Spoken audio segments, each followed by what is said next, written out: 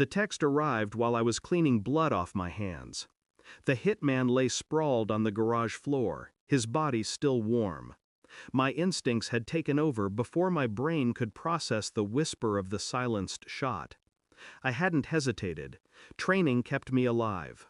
What shook me wasn't his death, it was his phone. One unread message, from her. Did you finish it? Kill our son if he interferes. For a moment I couldn't move. The world pressed in like the walls themselves were listening. My wife's words burned across the screen, each one sharp as a blade pressed against my throat.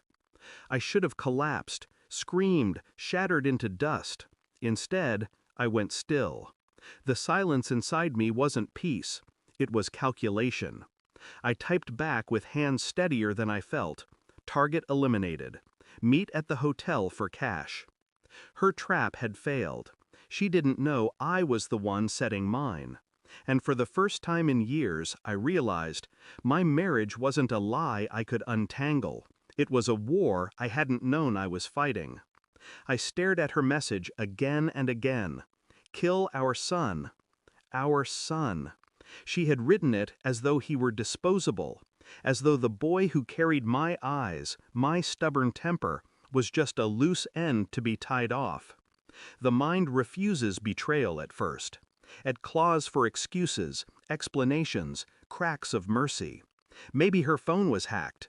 Maybe the message wasn't real. Maybe. But memory doesn't lie. Her sudden business trips, the detective friend who showed up too often, her late-night calls whispered in the bathroom, the small changes I never wanted to notice.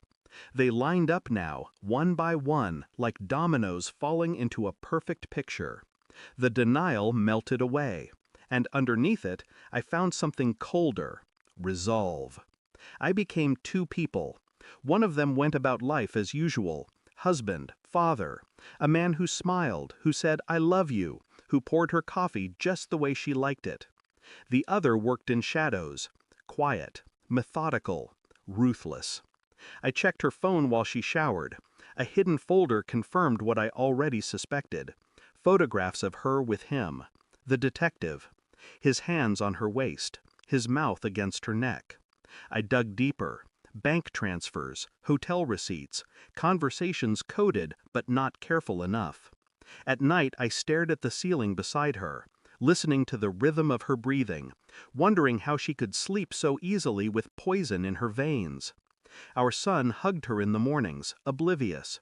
She kissed his cheek, smiling the same smile she once gave me. Every touch of hers felt like acid, every word rehearsed. And still, I waited. Not out of mercy, out of precision. The final piece came in a brown envelope. DNA results. Our son was mine. Blood didn't lie. Which meant her message had been worse than betrayal. It had been intent. She wanted to erase my bloodline. That night, I slid the envelope across the table while she sipped wine. "What's this?" she asked, eyes narrowing. "Read it," I said. Her hands trembled when she saw the words. She looked at me, searching for something, anger, tears, a crack she could crawl through. I gave her nothing. "Why?" I asked. Her lips parted. She started to speak, to explain, to spin a web she thought might still hold. But her voice broke before it began. She knew I knew. And worse, she knew I was calm. I told her we were meeting at the hotel. She thought it was for money, for safety. Instead, I handed her the hitman's phone in the parking lot, the message thread open for her lover to see. The detective's face twisted. Not shock, fear. He realized in that instant how easily his career, his reputation, his life could collapse. "Both of you," I said, my voice low, steady, "built this lie together. Now, drown in it." I walked away before either could speak. Behind me, their silence was louder than any scream. I didn't go home that night. I watched the city lights blur through my windshield, the hum of the engine drowning out everything else. My son was safe with my sister. He would never know the truth. Not yet. Maybe not ever. I felt no triumph, no sorrow, only clarity. She was dead to me long before tonight. I just hadn't buried her yet. The hardest part of betrayal isn't losing love. It's realizing love never existed at all. I let the thought settle, cold and final. Then I drove into the darkness, leaving her behind, leaving us behind, forever. Sometimes revenge isn't fire, it's silence, and silence is louder than love ever was. Thanks for watching. Don't forget to like, share, and comment.